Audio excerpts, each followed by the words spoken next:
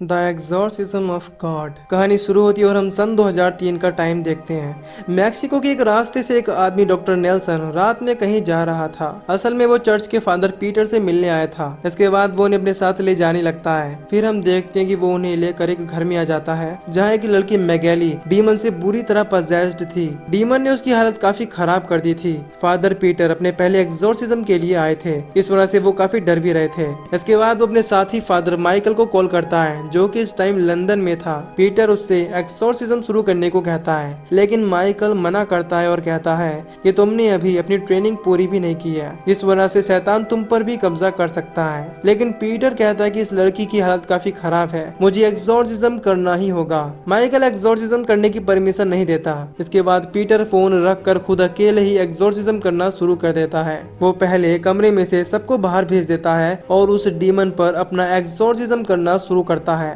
Peter exorcism करते वक्त video recording शुरू कर देता है, इससे वो आगे के लिए प्रूफ रख सके। अब ये डीमन काफी पावरफुल था, जिस वजह से आसानी से मैगेली की बॉडी से बाहर नहीं जाता। वो डीमन मैगेली के कपड़े फाड़कर पीटर को सीड्यूस करने लगता है। उसे पता लग जाता है कि पीटर मैगेली से कहीं ना कहीं प्यार करता है, क्योंकि मैगेली उसी चर्च में मदर है जिसमें पीटर रहता था। इस बात का फायदा डीमन उठाने लगता है। अब पीटर उसकी बॉडी से अपना ध्यान हटाने की काफी कोशिश करता है, लेकिन डीमन लगातार उसे सीड्यूस करने लगता है। कुछ देर में मैगेली पीछे बेड पर गिर जाती है। अब जैसे ही पीटर उसे चेक करने जाता है, मैगेली के भेष में डीमन उसे किस करता है और उसके साथ इंटीमेट होने लगता है। फादर पीटर खुद को रोकने की काफी कोशिश करता है और कुछ देर में डीमन मैगेली की बॉडी छोड़कर पीटर की बॉडी में घुस जाता है और उसके साथ इंटीमेट हो जाता है। खैर सीन यहाँ से शिफ्ट होता है और हम 18 साल बाद का सीन देखते हैं, जहाँ एक जेल में गार्ड बंदियों को खाना दे रहे थे। जैसे ही वो एक लॉकअप में अपना हाथ डालता है, तभी अंदर से कोई उसके हाथ की उंगली खा जाता है। दूसरा गार्ड आकर उसे किसी तरह बचा लेता है, यानी उसके अंदर एक पजेस्ड बंदी भी था। सीन चेंज होता है और हम फादर पीटर को देखते हैं जो बिल्कुल ठीक थे और वो अब गरीबों को खाना देकर उनकी मदद कर रहे थे। एक दिन एक लेडी पीटर से मदद लेने आती है। वो कहती है कि कुछ टाइम से मेरा बेटा काफी बीमार है। पीटर उसके घर जाकर होली वाटर से चेक करता है, लेकिन वो लड़का कोई अजीब हरकत नहीं करता। इसका मतलब था कि वो बीमार है, ना कि पजेस्ड। इसके बाद वो उसे हॉस्पिटल ले जाता है। डॉक्टर नेल्सन उसे बताते हैं कि शहर में एक अजीब तरीके का वायरस फैल गया है, जिसकी वजह से बच्चे लगातार बीमार पड़ रहे हैं। इसके बाद पीटर सब बच्चों के लिए चर्च में प्रे करता है, जिससे सब बच्चे ठीक हो जाएं। फिर यहाँ नेल्सन आता है और बताता है कि इस हफ्ते ही बीमारी की वजह से 4 बच्चों की मौत हो चुकी है। पीटर मैगेली के साथ हुए उस इंसिडेंट के बारे में अब तक खुद को दोषी मान रहा था। वो इस बारे में चर्च के लीडर विशप से बात करता है और कहता है कि काफी टाइम पहले उससे एक पाप हो गया, लेकिन विशप कहते हैं कि जो हुआ भूल जाओ, तुमने काफी लोगों की मदद की है और गॉड तुम्हारे साथ है। पीटर उन्हें यहाँ उसी रात की वीडियो क्लिप देने आया होता है, जिसमें वो मैगेली के साथ इंटीमेट हुआ था, लेकिन उसे देने की हिम्मत नहीं होती। खैर बिशप उसे कुछ फंडिंग यानी पैसे दे देते हैं, जिससे वो बीमार बच्चों की हेल्प कर पाए। अब पीटर उन पैसों से बच्चों के इलाज के लिए काफी सामान लाता है। अब रात में पीटर गॉड के सामने खुद को फिर से उस बात का दोषी मानने लगता है। तभी उसे बाहर से किसी के चिल्लाने की आवाज आती है। अब वो चर्च में देखने चला जाता है। वहाँ उसे अजीब से चलने के निशान मिलते हैं, जिसके बाद वो उनका पीछा करने लगता है। तभी अचानक उसके सामने डीमन से पजेस्ड एक इंसान आ जाता है। इसे देखकर वो घबरा जाता है, लेकिन फिर हम देखते हैं कि ये सिर्फ उसका एक बुरा सपना है। इसके बाद फिर से डीमन उसके पीछे से आकर अटैक कर देता है, लेकिन यह भी एक सपना ही होता है। इसके बाद पीटर अपनी नींद से जाग जाता है और तभी उसे उसी जेल वाले गार्ड का फोन आता है, जहां वो डीमन कैद था। वो गार्ड पीटर से कहता है कि यहाँ पर एक कैदी की हालत ज्यादा खराब है। वो उसे जेल में देखने आने को कहता है। अगले दिन पीटर उसे देखने के लिए नेल्सन को भी अपने साथ ले जाता है। अब वो उसी सेल के अंदर आकर उसे देखने लगते हैं। वहाँ वो देखते हैं कि एक लड़की बुरी तरह से डीमन के कब्जे में है। यहाँ वो डीमन उन सभी को डराने लगता है और वैसा ही करता है जैसा मैगेली वाला डीमन कर रहा था। खैर पीटर यहाँ कोई एक्सोर्सिज्म किए बिना सेल से बाहर आ जाता है। अब जैसे ही वो उससे बाहर आते हैं, उन्हें अजीब सी आवाजें आने लगती हैं। इससे उन सभी को काफी तकलीफ होती है। इसके बाद दूसरे कमरे में वो उसी गार्ड के साथ बैठकर बातें कर रहे होते हैं। तभी यहाँ मैगेली आती है और हमें पता चलता है कि वो सेल वाली लड़की और कोई नहीं, पीटर और मैगेली की बेटी एस्पेरांजा है। असल में 18 साल पहले जब वो दोनों डीमन की वजह से इंटीमेट हो रहे थे, तो डीमन पीटर के जरिए उनके होने वाले बच्चे में चला गया और तभी से उसकी बेटी ऐसी ही है। पीटर बाहर आकर मैगेली से कहता है कि मैं उस टाइम एक डीमन के कब्जे में था और इसी वजह से डीमन मेरे जरिए वो सब कर रहा था। मैगेली उससे अपनी बेटी को बचाने को कहती है। उसी रात जब पीटर सो रहा होता है तो हम देखते हैं कि उनके ऊपर कोई है। तभी पीटर की आंख खुलती है और उसे फिर से वो डीमन दिखने लगता है जो कि चर्च में था। हम देखते हैं कि वो चर्च वाला डीमन खुद जीसस ही थे जो कि पीटर के सपने में उसे एक डीमन की तरह दिख रहे थे।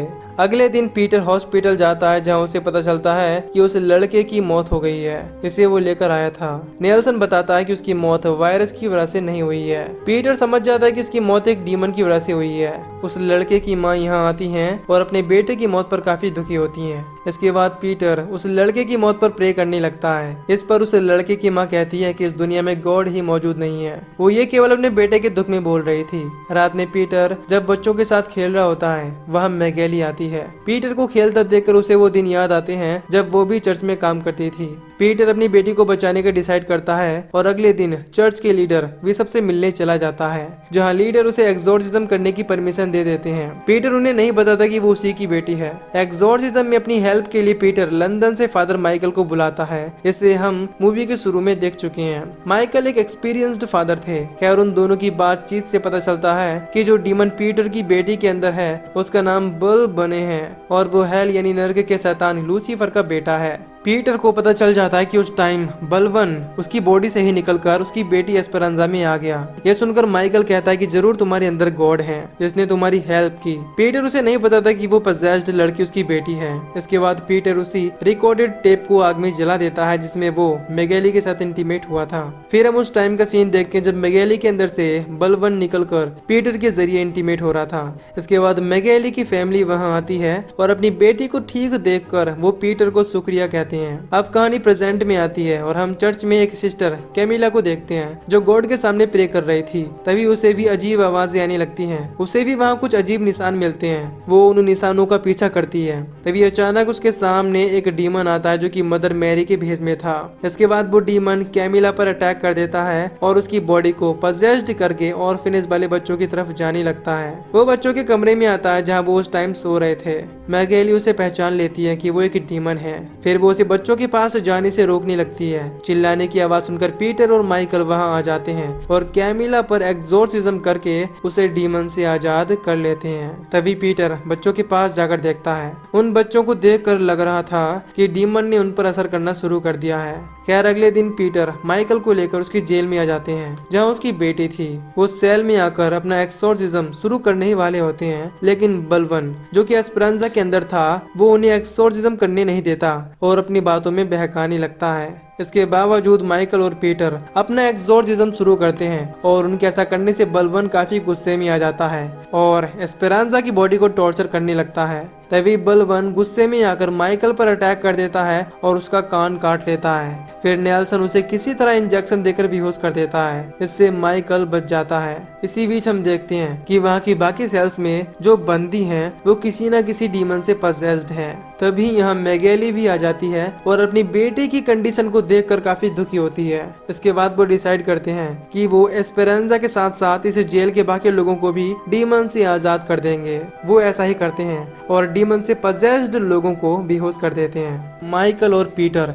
एक कमरे में सब डीमंस के लिए एक्सोर्सिज्म की तैयारी करते हैं। यहाँ माइकल पीटर को वार्न करता है और कहता है कि तुम्हें बलवन पर काबू पाने के लिए उसकी किसी बात पर यकीन नहीं करना होगा और न ही उसके साथ कोई सौदा करना होगा। अगर तुमने ऐसा किया तो डीमन इस दुनिया पर राज कर सकते हैं। माइकल आगे बताता है कि हमें फादर नहीं बल्कि गॉड बनकर ही उन पर काबू पाना होगा, नहीं तो वो हम पर काबू पाकर सबको खत्म कर देंगे। इसके बाद पीटर वहाँ के सभी पुलिस वालों को घर भेज देता है, इससे उन्हें कोई परेशानी ना हो। अब यहाँ मैगेली को यकीन हो जाता है कि उस दिन पीटर के भेष में डीमन ही उसके साथ इंटीमेट हुआ था। इसके बाद पीटर सबको जेल से बाहर करके एक्सोर्सिज्म करने के लिए अंदर आ जाता है। उन दोनों फादर के साथ केवल डॉक्टर नेल्सन और एक गार्ड ही मौजूद था।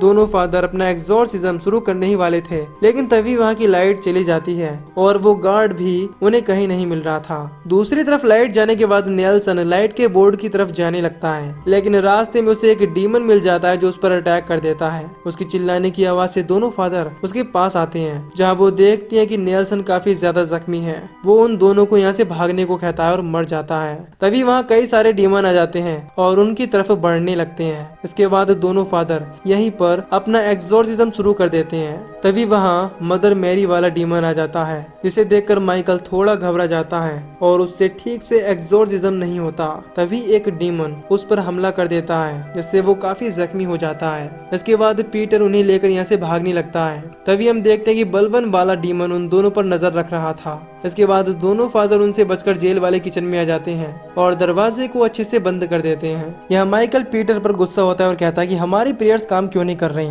यानी कि एग्जॉर्सिज्म काम क्यों नहीं कर रहा। अब यहाँ पीटर उसे सब बातें बता देता है कि उस रात डीमन ने मुझे पजेस्ट करके मैगेली को प्रेग्नेंट कर दिया। ये सुनकर माइकल को काफी बुरा लगता है और समझ जाता है कि शायद इसीलिए ही पीटर की प्रेयर्स काम नहीं कर रही।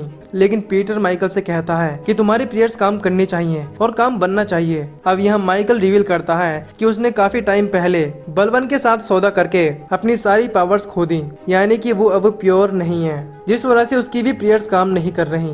यहाँ माइकल पीटर से कहता है कि तुम डीमन से सौदा कभी मत करना, और यही कहकर उसकी मौत हो जाती है। अब डीमन दरवाजा खोलकर अंदर आने लगते हैं, जिस पर पीटर जल्दी से दूसरे कमरे में आ जाता है और खुद के फोन से वीडियो बनाने लगता है, जिसमें वो कहता है कि 18 साल पहले बलवन ने मुझ पर काबू होकर मैगेली को प्रेग्नेंट कर दिया, इससे उसे एक बेटी हुई। इसके बाद वो ये वीडियो हिम्मत करके बिशप को सेंड कर देता है। फिर पीटर अकेले ही उन डीमंस पर एग्जॉर्सिज्म करने बाहर आ जाता है। उसे एग्जॉर्सिज्म करने से वहाँ के डीमंस को तकलीफ होनी शुरू हो जाती है, लेकिन तभी वहाँ जीसस वाला डीमन आ जाता है, जो कि पीटर का सबसे बड़ा डर था। पीटर उनसे इस बार नहीं डरता और उन सभी पर होली वाटर डालने लगता है। तभी पीछे से बलवन आकर उसे बेहोश कर देता है। इसके बाद हम देखते हैं कि सभी डीमंस ने मिलकर पीटर को एक जगह बांध रखा है और उल्टा उस पर ही एग्जॉर्सिज्म कर रहे हैं, ताकि पीटर के अंदर का गॉड उससे बाहर निकल जाए। इसके बाद वो सब इस दुनिया पर राज करें। दूसरी तरफ वो मदर मैरी वाला डीमन बच्चों के पास आ जाता है, इससे उनकी तबीयत खराब होने लगती है। यहाँ कैमिला उसे रोकने की कोशिश करती है, लेकिन उल्टा वो उस पर ही अटैक करने लगती है। इधर पीटर अपने अंदर की गॉड के जरिए सभी डीमंस की हालत खराब कर देता है। पीटर बलवन से अपनी बेटी को छोड़ने को कहता है, लेकिन बलवन उसके साथ एक डील करने को कहता है, जिसमें वो ऑर्फेनेज के बच्चों के साथ साथ उसकी बेटी को छोड़ देगा, लेकिन बदले में उसे अपने अंदर की गॉड का सैक्रिफाइस करना होगा।